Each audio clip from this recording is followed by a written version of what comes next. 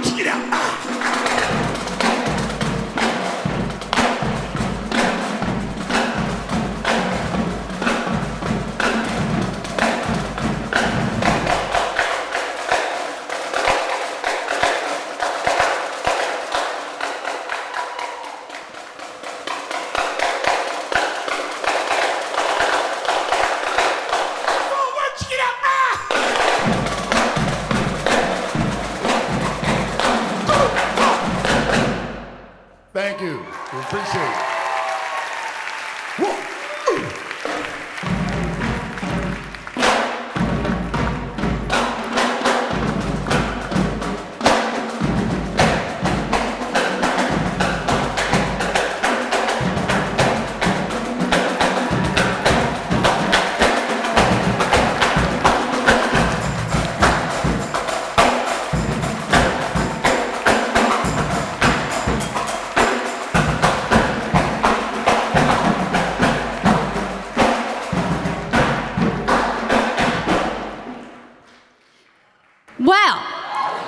What a great way to start our meeting tonight.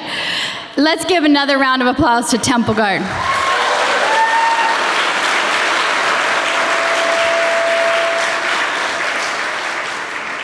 Good evening, and thank you for coming. My name is Natalee Gunderson, YCCF's President and CEO.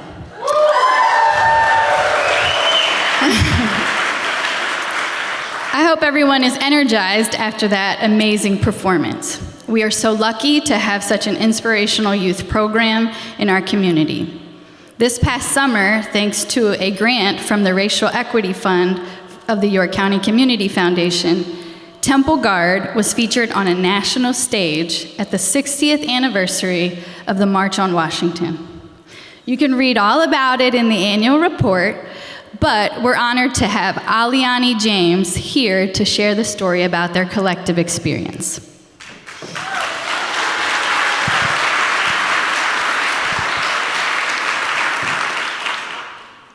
Thank you. My experience with Temple Guard has been life-changing. I joined Temple Guard in November of 2022, and ever since then, it's helped me grow into the person I am today. Temple Guard has helped me gain self-confidence, learn discipline, and has also helped me learn to have respect for myself and others, since I'm not only representing myself, but Mr. Mike and my entire team.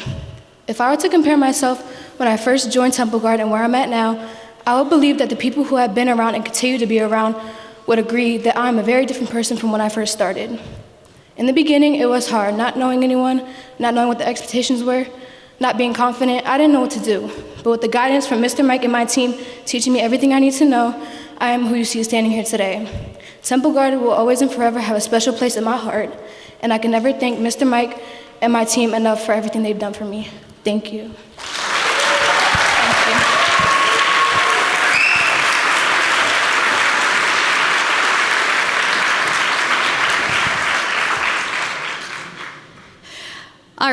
Thank you so much, Aliana, for sharing your story with us. It is because of everyone in this room that our youth have opportunities like Temple Guard. Whether you are a generous donor, a nonprofit partner, a business partner, or a community volunteer, thank you for your steadfast focus on creating opportunities for everyone to thrive, and for trusting YCCF to be your partner.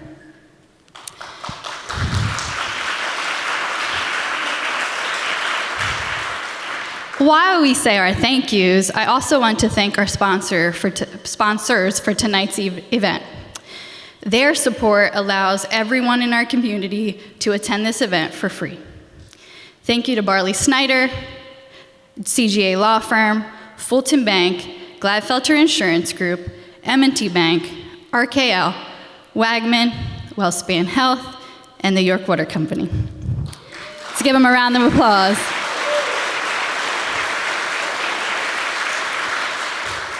I'd also like to recognize the elected officials joining us this evening. York City Council members Betsy Buckingham and Edwina Washington, York Haven Borough Mayor Christine Ebersole, York City Mayor Michael Helfrich, York County Commissioner Doug Hoke. Thank you for your service to our community.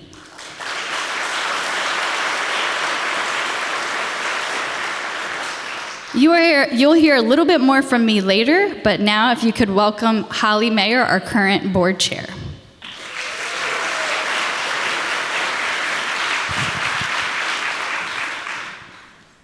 Thank you, Natalee.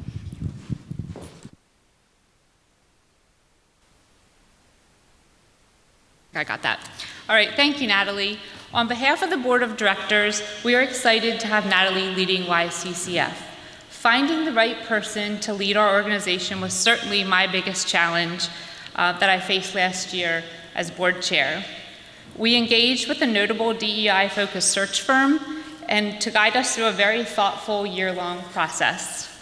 We wanted to take the time to find the right candidate, not just for the foundation, but for our whole community, and I think we succeeded.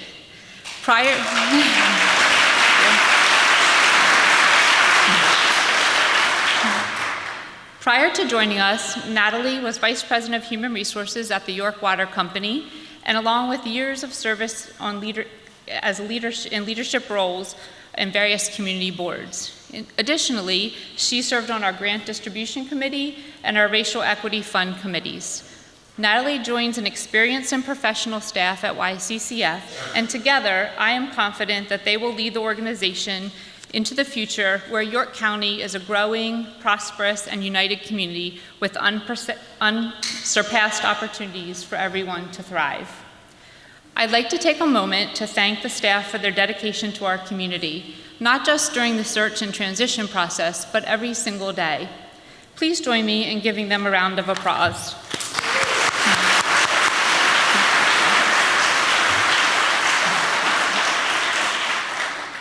When I look at everyone joining us this evening in this room tonight, I'm inspired to see so many of our donors and our fund holders who give generously to support our community. I see grantees who work tirelessly to improve the lives of our neighbors and ourselves. And of course, our community partners and more than 100 volunteers who make this work possible. Thank you. Truly, it takes all of us working together to create a vibrant York County. 2023 was the second year of implementing our 3-year strategic plan, and we continued to make significant and meaningful progress in our transformational work. We continued to engage with experts and local leaders to share what it means to build financial security. We studied the critical role early childhood education has in sustaining employment for families here in York. We've woven diversity, equity, and inclusion as a lens in all of our work, and I mean all of our work. We committed to strengthening our cultural competencies, both our board and our staff. And we focused on ways to overcome barriers to economic mobility. It truly is our privilege to be supporting the good work happening here in York County, and we have much to celebrate about 2023.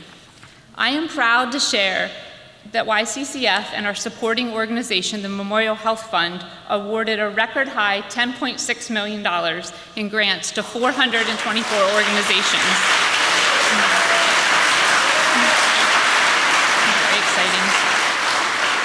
It's very exciting. Because of these grants, children will have the support and education they need to grow.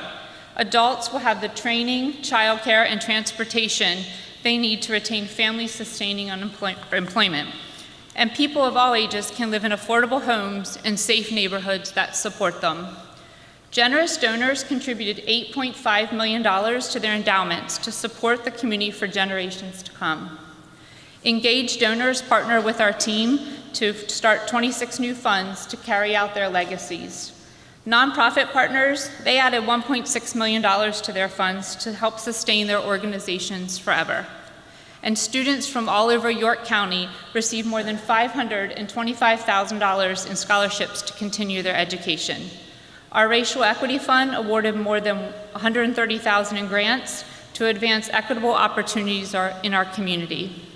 And we awarded more than $1 million in Thrive grants from our Fund for York County to support our strategic initiatives. I am so proud of the work we have done and continue to do to create a community where everyone has an opportunity. It has been my honor to serve as this community as board chair of the York County Community Foundation. Our next board chair is just as committed to these goals as I was. Please welcome Harold Myers.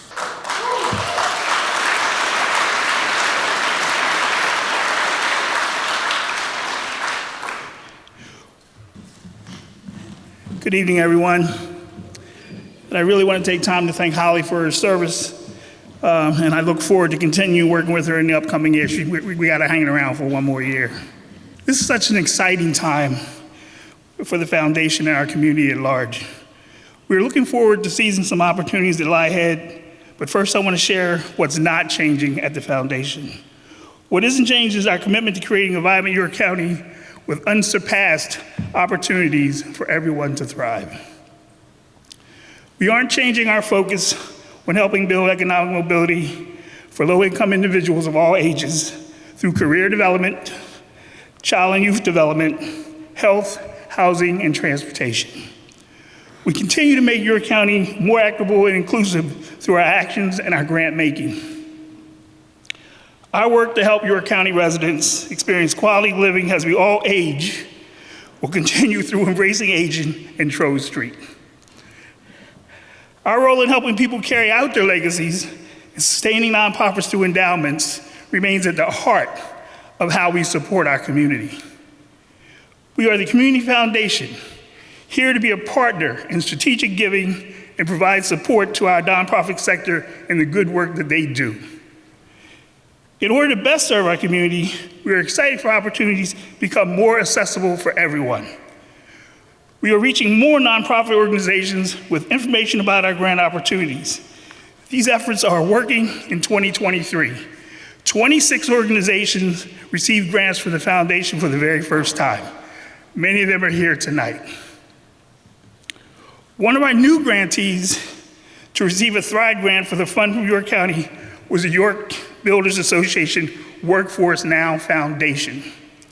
They received a grant for the Building Trades Pre-Apprenticeship Program to help teach students the skills they need to secure a job in the skills trades.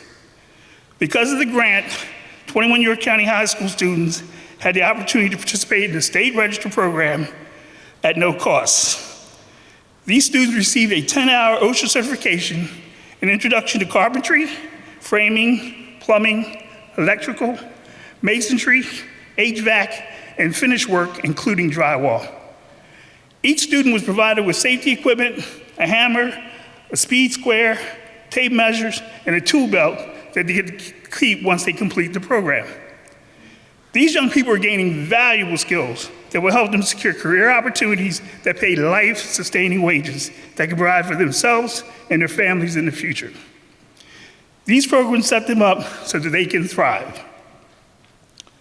Another change you'll see is some new faces at YCCF alongside our seasoned team of professionals. In addition to our new CEO, Natalee, we are continuing to invest in the team. You will have more opportunity to meet our team out and about in all corners of the county. You'll see us all over. One huge opportunity is the alignment of community priorities. The foundation is investing time and money into priorities for the YCEA Economic Action Plan, and with the United Way's new shared focus on big challenges like transportation, early childhood education. Together, we can collectively work towards a community where everyone can thrive.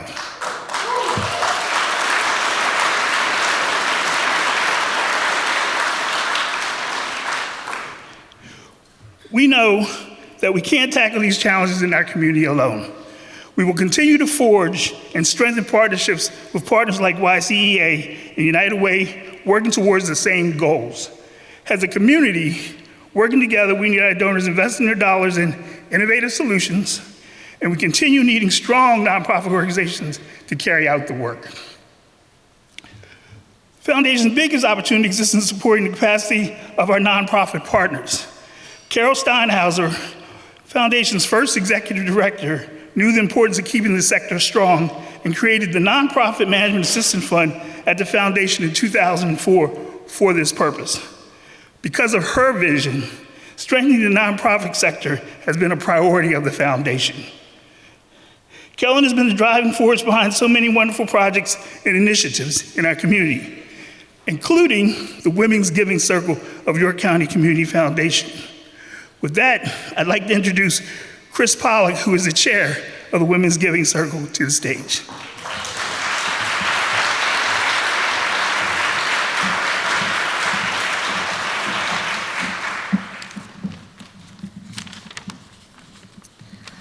The Carolyn Eister Steinhauser Prize was created in 2017 by Women's Giving Circle to honor individuals whose contribution to community building in York County reflect Carolyn's decades of effectively bringing our community together to address complex challenges. Under the guidance of this year's winner, her foundation's endowment has grown from $600,000 to $6.7 million. Under her strategic vision and collaborative approach, this foundation is now second largest in the Commonwealth, amplifying its impact as York's foremost private funder of legal initiatives. In addition, she has championed the Community Action for Recovery and Diversion Project, also known as CARD, in York County, now a nationally recognized program that connects the legal, health, and mental health systems to rehabilitate rather than incarcerate people with mental health disorders. The Women's Giving Circle of York County Community Foundation is proud to announce this year's winner of the Carolyn Eister Steinhauser Prize, Victoria Connor.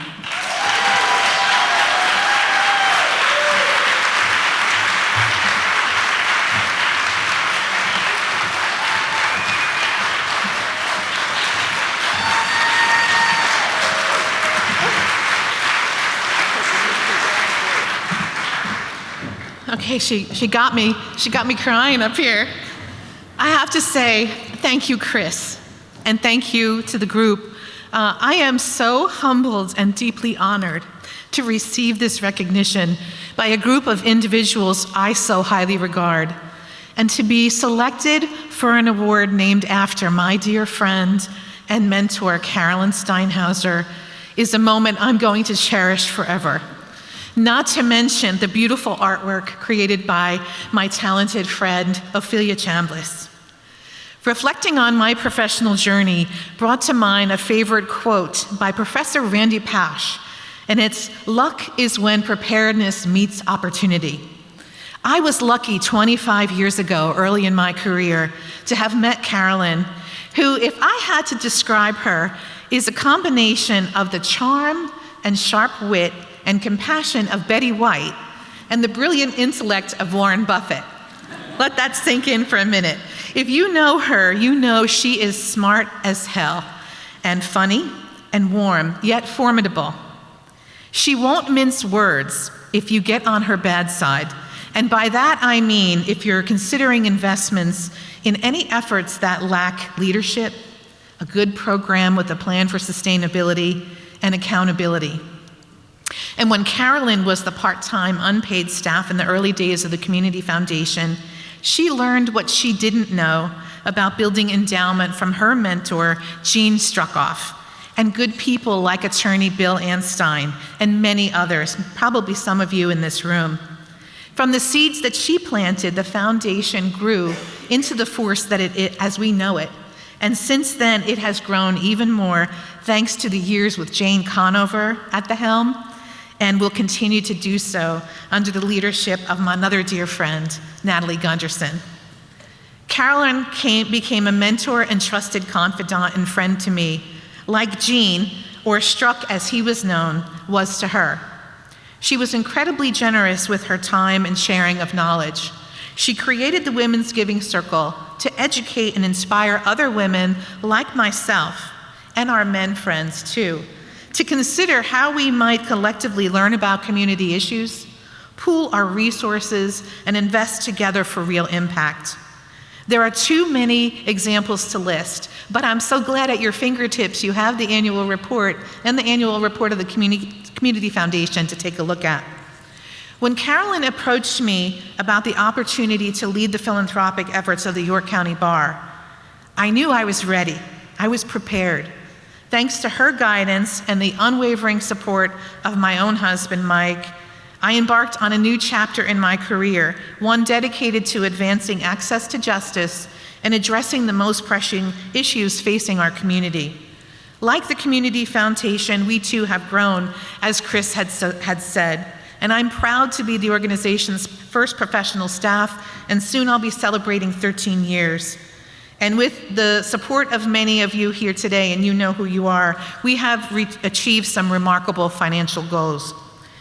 And beyond those numbers, I'm going to say it has been a joy collaborating with you and leveraging our limited funds strategically with other partners like the Community Foundation and others to attract millions more to support the programs that tackle our toughest community problems.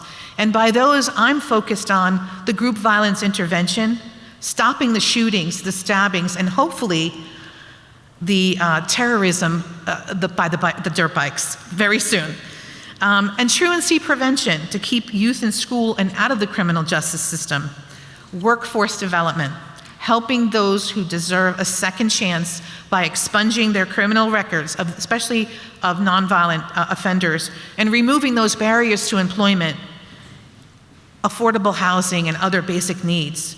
And as Chris mentioned, the Community Action for Recovery. That is addressing those underlying drivers of criminal behavior with treatment rather than incarceration to make our community safer, stabilizing those Alice families that the United Way is talking about, and ultimately saving millions of dollars. So when we don't have to incarcerate people, we, the taxpayers, are paying for that.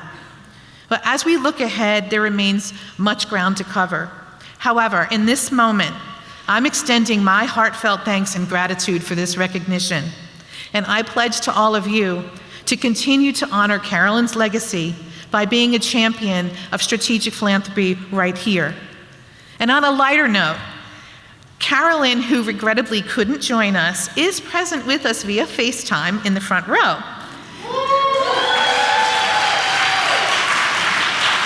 And as she approaches a milestone birthday on May 28th, and you know, we count milestones in zeros and fives, so I won't tell you if hers is a 0 or a 5, but on the count of 3, would you join me in extending her a happy birthday early?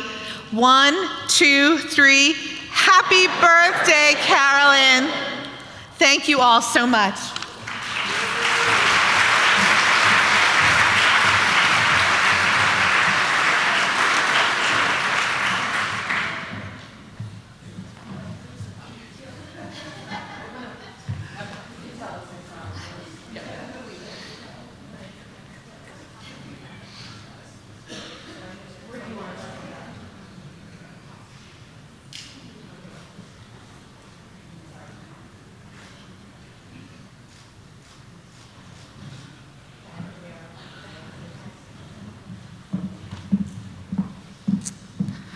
Next, I'd like to call up Liz Dellinger.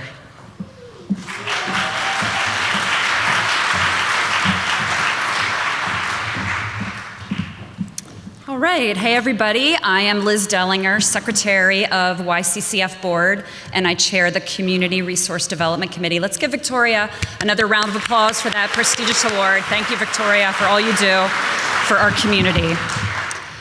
So tonight we honor those that are creating a vibrant York County through gifts to the Community Foundation. Your generosity, your foresight, and dedication are inspiring to me. Your gifts will be used to make York County a better place to live, work, and play for us today and for generations to come. Each of the special people we recognize tonight has a passion for this community. The foundation is honored that you trust us to turn that passion to our community into a personal legacy that creates a thriving York County. We recognize and honor tonight the most recent members of our 1749 Legacy Society. Named for the year in which York County was founded, the 1749 Society recognizes those individuals planning to leave a gift to the foundation after their lifetime. By naming YCCF in their will or as a beneficiary of retirement plans or of life insurance, our 1741 Society members are confident knowing their charitable wishes will be honored. Thank you for including our community in your plan giving. Let's give them all a big round of applause.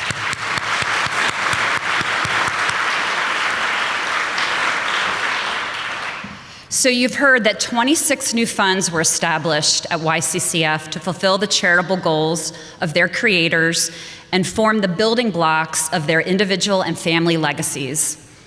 By creating permanently endowed funds, these individuals and organizations are sustaining nonprofit organizations. They're helping our community thrive and continuing to fund their passions long into the future. You'll find a list of all of our new funds in the annual report at your seats. I'd like to tell you now the story of one of our newest funds. The relationship between an advisor and their clients is a very special one. Attorneys and financial advisors especially tend to help clients through some difficult conversations and help them plan for the future. Financial advisor and friend of the foundation, Holly Mayer, is one of those trusted partners that we have.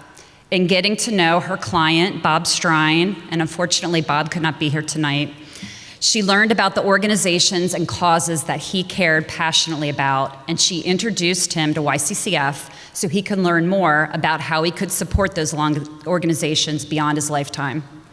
As our board chair, Holly has confidence that the development team at YCCF could help Bob carry out his legacy. Holly, Bob, and YCCF worked together to create the Robert S. Strine Family Fund. Because of her commitment to promote charitable giving to her clients, Holly was inducted into YCCF's Professional Advisor Recognition Society in 2023. By developing deep relationships with her clients, Holly helps fulfill their personal and charitable goals. Holly is a true ambassador and door opener for YCCF, and thanks to her for efforts, Bob now has a perpetual legacy to support the organizations and causes he cares about in York County and beyond. So I want to thank Holly, Bob, for all your contributions you've made to York County. You've made it a wonderful place to live, work, and play. Let's give Holly and Bob a big round of applause. Thank you, Holly. And now, Natalie, it's time to bring you back up to the stage to share what's next for the foundation. Thanks, everyone.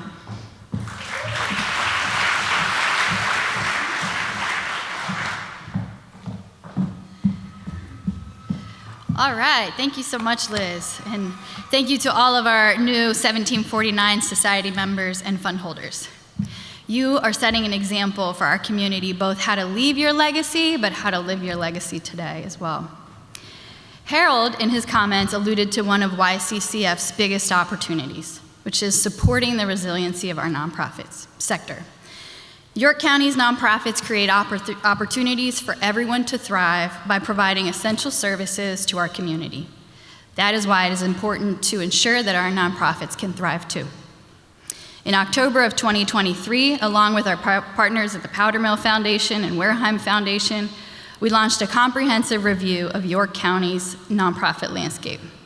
We wanted to better understand the sector's current strengths, challenges, needs, priorities, and opportunities. We also wanted to learn how we as funders could help build the capacity and resilience of the nonprofit sector in perhaps new ways. As grant makers, we partner with nonprofits every day to build a more vibrant community, and the desire is to strategically provide those resources to keep building a more resilient nonprofit sector. It is through the great work of our dedicated nonprofit partners that the grants we award impact the lives of thousands of residents in our county and help us achieve our countywide mission of a thriving York County. Through that review, we learned that nonprofit employees make up 16% of York County's workforce, and the organizations generate more than $6 billion in revenue to our local economy. This does not even include the value of more than 37,000 volunteers who give of their time and talent to support the nonprofit sector. More than 40% of our county's nonprofits have no employees at all and are completely run by volunteers.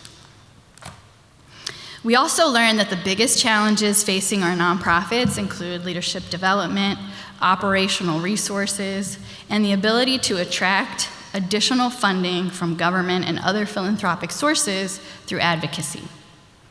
So not only do we have that pertinent information about the nonprofit sector, we also have recommendations on how we can best support these nonprofits. So how do we go about implementing it?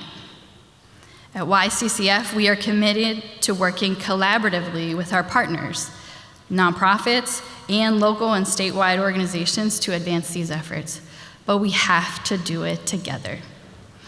We're also investing in learning more about best practices in the nonprofit capacity building space from others who have been doing this work effectively for years. One of the resources we're using is Grant Makers for Effective Organizations, also known in the funding community as GEO. GEO is a global community of funders committed to transforming philanthropic culture and practice by connecting members to resources and relationships needed to support thriving nonprofits and communities. They help support smarter grant making. Akilah Massey, our keynote speaker, is their Vice President of Programs, with almost 2 decades of experience designing and creating educational programs for grant makers. At GEO, she leads the development and design of programming that supports grant makers in equity-driven transformation and change. Through conferences, cohorts, peer learning, and communities of practice, her work explores the personal, organizational, and systemic factors that influence and advance change. Akilah emphasizes curiosity, possibilities for collective advancement, and an analysis of the intersectionality between many forms of oppression, justice, and power building. Today, Akilah joins us to discuss the vital role of capacity building in philanthropy. She will help us discover the transformative potential of capacity building in our collective quest to tackle pressing social issues. Strengthening nonprofit organizations and supporting their sustainability is an essential part of our work as grant makers. Many businesses and community foundations like YCCF invest in capacity building activities of their own, such as leadership development, fundraising, strategic evaluation, planning, communications, and technology to build their own capacity. We want to make sure that our nonprofits also have that ability as well. With Akilah's presentation, we will hear more about capacity building and how it can be done effectively while accounting for culture systems, ensuring equity is at its core. From navigating power dynamics to integrating racial equity principles, Akilah will help us uncover the key components of effective capacity building. I'm excited to gain valuable insights from her real-world examples and for all of us to learn more about why prioritizing capacity building for our nonprofits is essential for the donors and the funders committed to a more vibrant and resilient community overall. Please join me in welcoming Akilah Massey, our keynote speaker.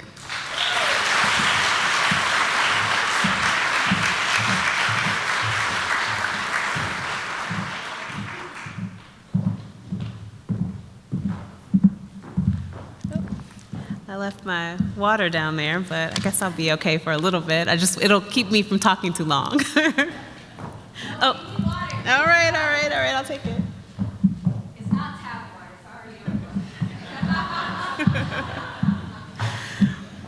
Thank you. Thank you, Natalie, for that introduction. It's always it puts so much pressure to hear the kinds of things that we're talking about. First, I just want to say thanks, Natalie, but also thanks to all of you for having me here. I've never been to York, Pennsylvania before, and I'm excited to be here and excited to be talking to you all. I appreciate the openness to have the kinds of conversations that we're having about capacity building and how we can think about what racial equity looks like in capacity building work. Natalie talked a little bit about GEO, or Grantmakers for Effective Organizations, and kind of what we're about, but I thought I would share a little bit more. I always find it helpful when I'm hearing from someone like, why are you talking to me about this thing? And so I thought it might be helpful to hear more about GEO.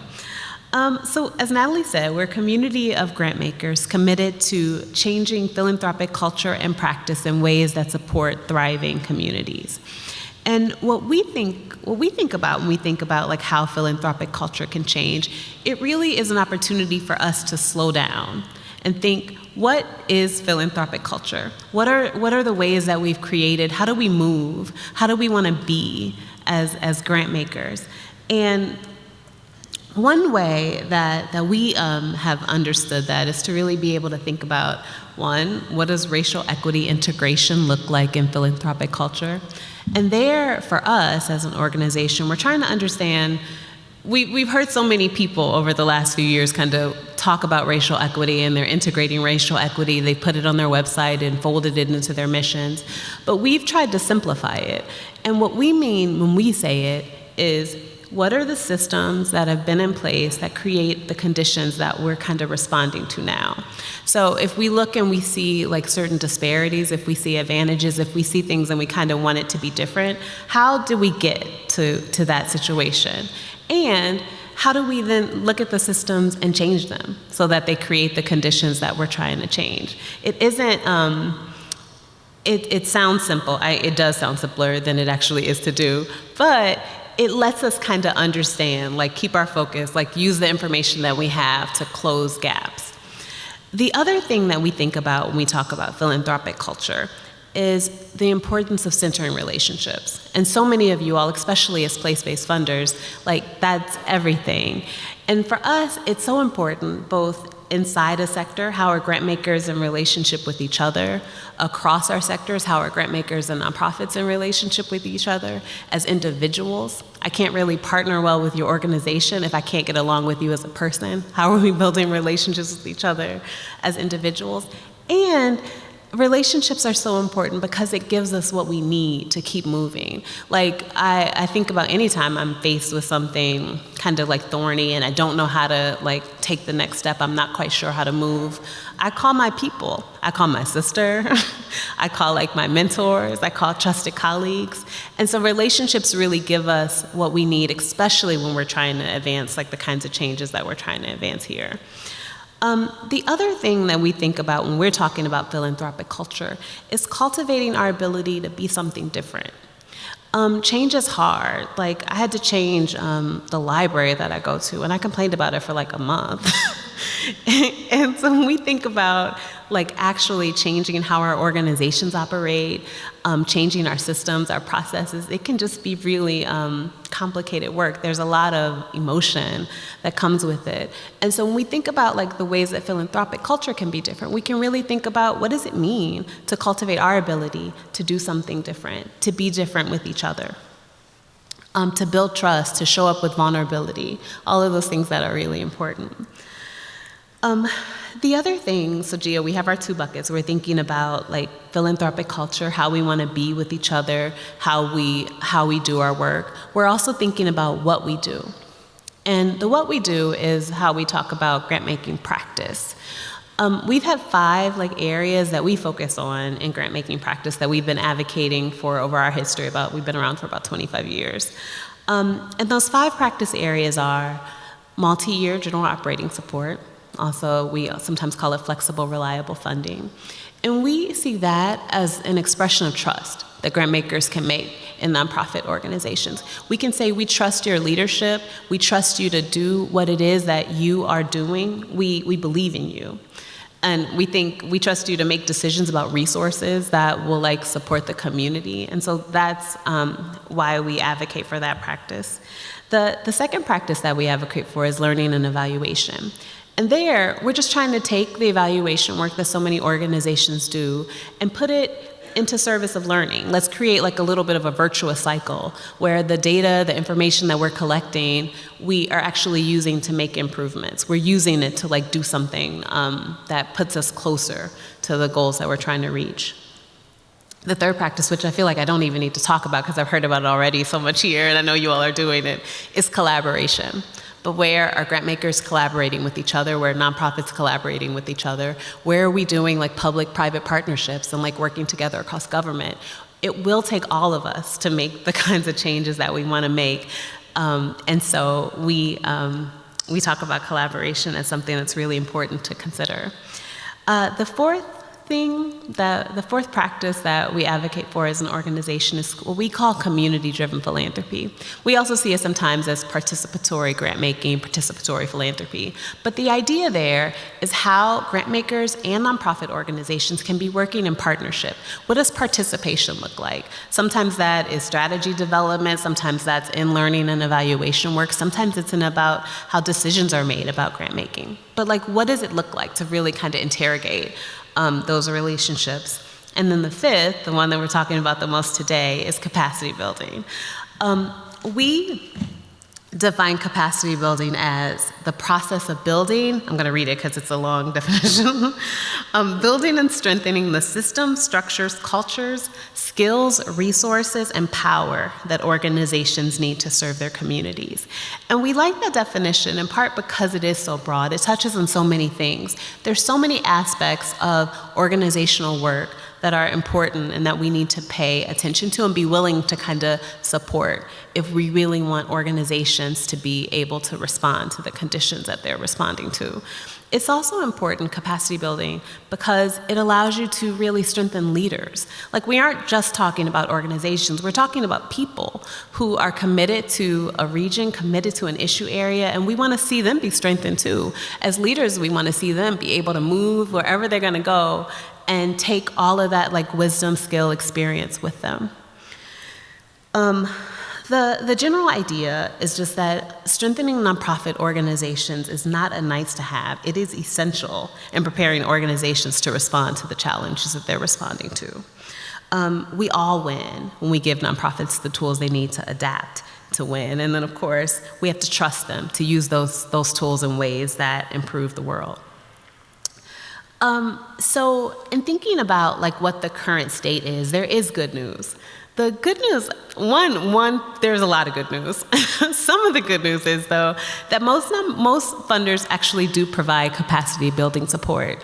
When we last looked at it, and it's been a few years, but we saw that 86% of funders are providing some form of capacity building support. And that shows a commitment to like organizations. That shows that people see this as important. And the other side of that is that sometimes that capacity building support is designed in such a way that it actually creates resentment on the part of nonprofits.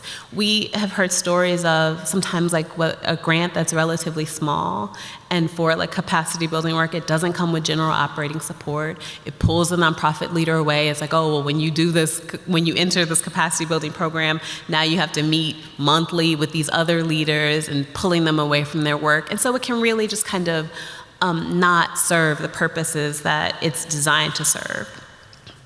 And power dynamics can make it really difficult to have that conversation. So if you have, even if it is like a $10,000 grant from an organization, and you're like, this isn't really worth it, it's a really hard thing to say. It can really rub a funder the wrong way to say like, I would like that money and I need to be focused on different things. And so it's important to consider how capacity building support is structured so that is less of an issue. If funders continue to prioritize program grants, if they continue to limit the capacity building and general operating support available to nonprofits, they will not be able to respond to the adapting and changing world in the ways that lead to systemic change. the other part of it is if capacity building support continues to be structured in ways that don't involve nonprofits early, often, consistently, it won't be as effective as it can be. One story that I'll share related to this, we have a funder in our community who does early childhood work, and they had an initiative to improve pre-literacy skills. And so they put together a really lovely program, got the grants out, they moved them into daycare centers, into preschools to support the capacity of the educators that were there to equip the kids with the skills they needed to prepare to read. In their evaluation, though, they found in talking to community that the community that they were most trying to serve was mostly in-home daycare centers, or they were being, a grandparent, they were with a grandparent for childcare. And so even though their work, it did help, it did have a positive effect, it was not as effective as it could have been if they had had that conversation earlier. The other thing we know, and that just unfortunately we've all learned together, is that nonprofits will have to respond to situations sometimes faster than philanthropy can move. 2020 taught us that in a really deep way. In 2020, we also saw an influx of general operating support. We saw people moving money in ways that they had not moved it before. And even there, sometimes our existing systems kind of got in the way of getting money out the door to organizations in the ways that we would hope that it would go. There was one community foundation who was moving money in the summer of 2020 to individuals. And they were just trying to move cash because so many places, we all remember, so many places had closed, people were out of work, and so they wanted to get money quickly into the hands of individuals in their community. And they were finding that people weren't applying for the money. And they were kind of like, this is free money. Why don't people want it? What happened was the way that they structured the application, it was a little too intense. It required too much information. It required too much personal information. And so much so that people made the calculation that it wasn't worth it. And that's an example of how the systems that we have in place, sometimes we need to be willing to be flexible, be willing to hear how they're working and where they aren't working so that we can, again, move money in the ways that we want to be moving them.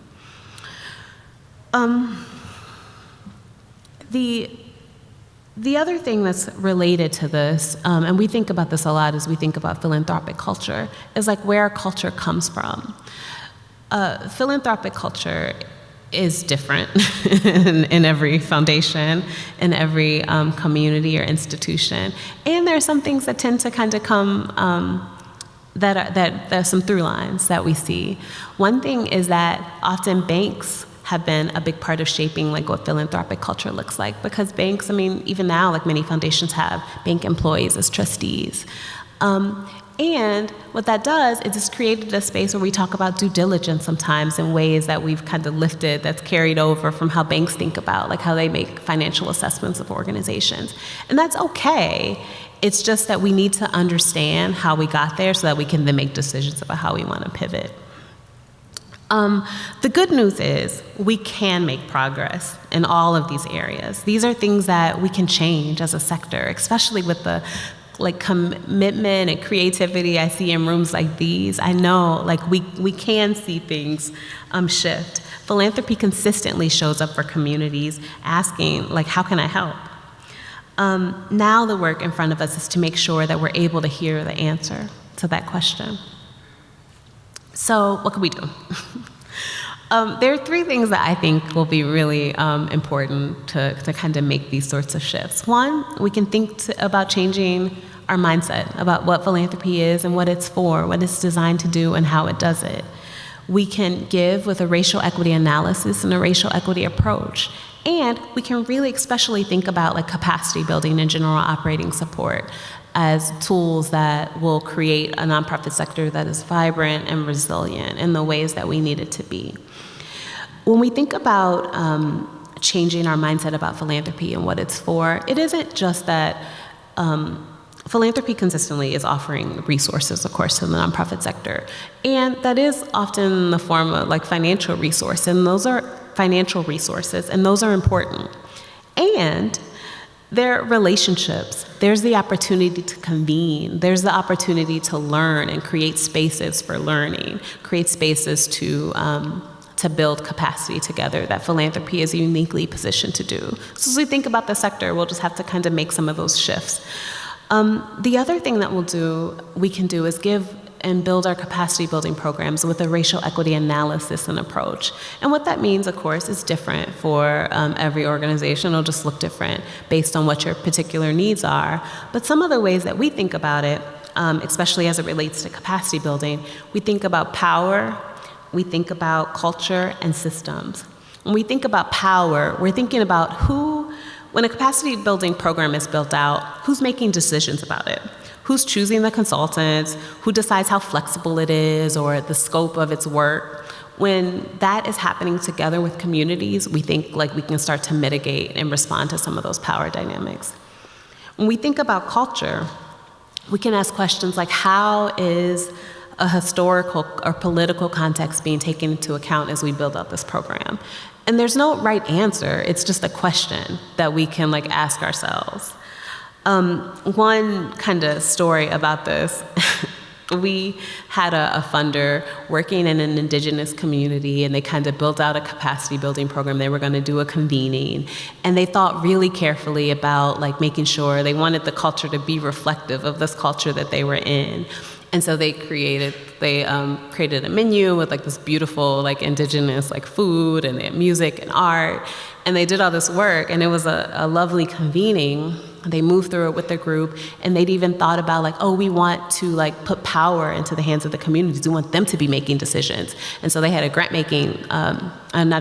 panel to make a decision about how capacity building dollars would be distributed. And they did a vote to make that determination. Well, they found that people were kind of disengaged, and they didn't know why. Later, someone came to them and told them in that community, voting is not a way that they make decisions. The decision that they made didn't feel legitimate to that community because that was kind of counter to just how they move and how they operate. And I offer it, one, to remind us that we can put so much effort into everything and nothing will be perfect, and that's okay. That, kind of sometimes that will just happen. But two, like that, we can be building with the communities that we're working with, and when we build together, we're going to build something that is more resonant, that's more relevant, and that is more likely to have buy-in from the community that we're operating in. The final thing we think about when we're talking about giving with building capacity building programs with a racial equity analysis or approach is just systems. And there the question is, what is this designed to improve or to build the capacity of an individual organization or an individual leader, or is it designed to shift the sector?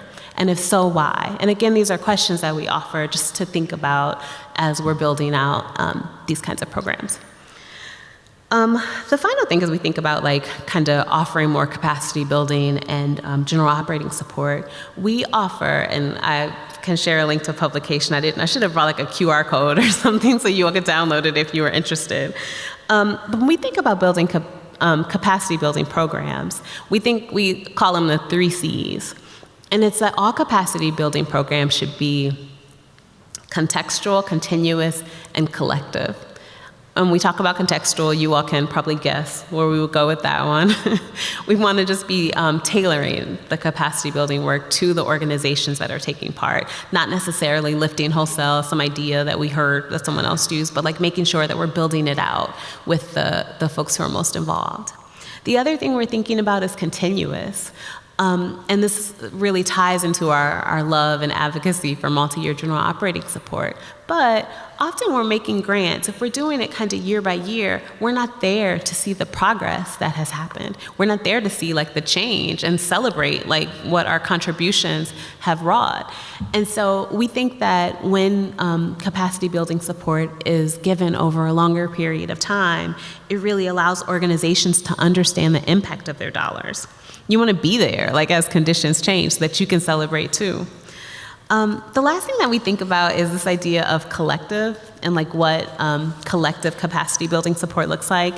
And here we're really, again, going back to this idea of moving beyond a single leader or an organization into those that really touch a broader sector, that engage leadership at different levels. So instead of only working with the executive director, what does it mean to like really be engaging with the board or be engaging with the program staff, but kind of like making sure that we're thinking about it more broadly than just some of the ways that, more narrow ways that we have.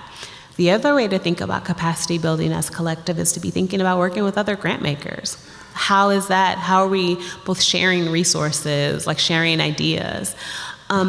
This is a place where community foundations are particularly well suited to serve. They can be and consistently are conveners. They have regional context that's really important for building out capacity building work. They often have relationships with both nonprofits and funders. They're really well suited to be an intermediary in building out these kinds of programs.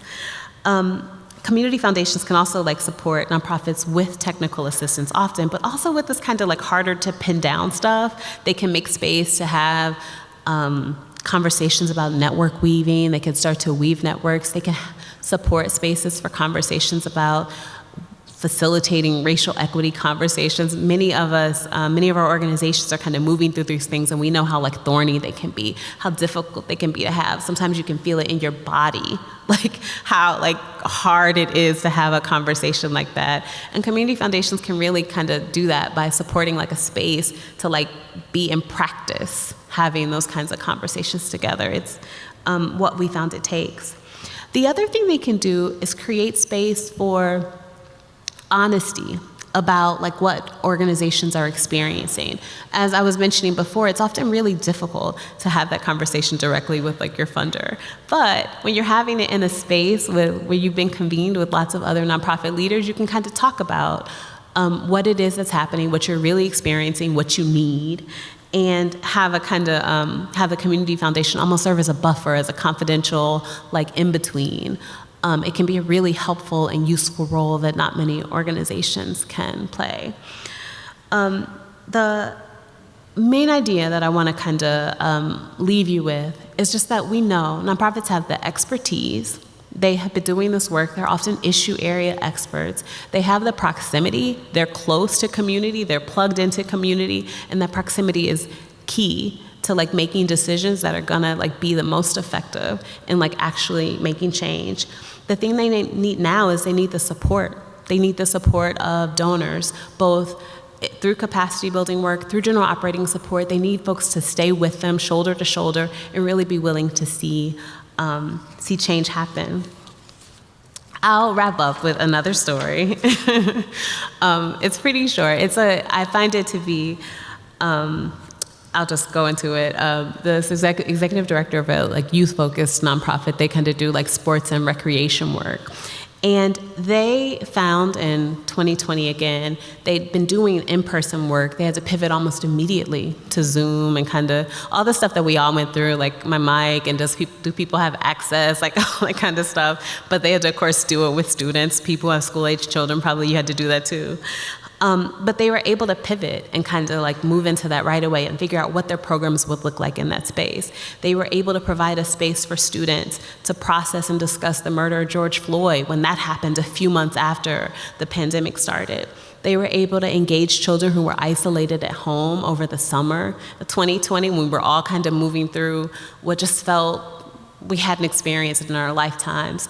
And certainly young people were going through it, and they were able to kind of be there for them. When they were able to be back in person again and start their camps up, they were able to send staff and provide team members to check on children when they didn't show up for camp.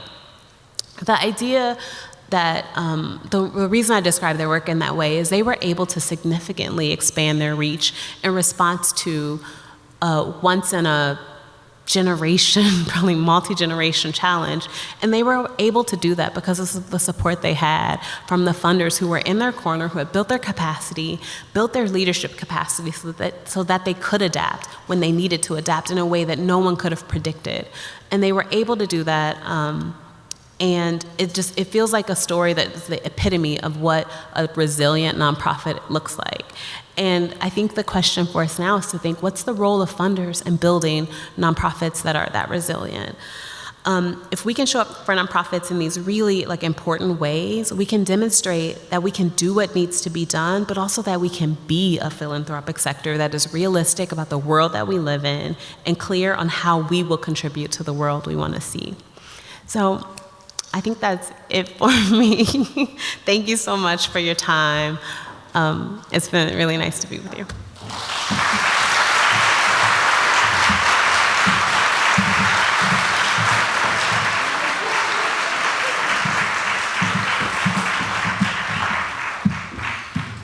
Thank you. And I think as I listen to Akilah speak, I think one of the best things, or the thing that pops in my mind is gratitude. Gratitude because this community is showing up for nonprofits. Our funders are showing up for nonprofits. We're convening those conversations. We're collaborating already. This conversation was just to bring it up to the forefront to say we're going to continue this work together. So thank you so much for sharing your insight on the importance of capacity building for our nonprofit sector in an equitable way. It makes me more excited to continue this journey together. Thank you all for your attendance today, but also your part in creating a thriving York County.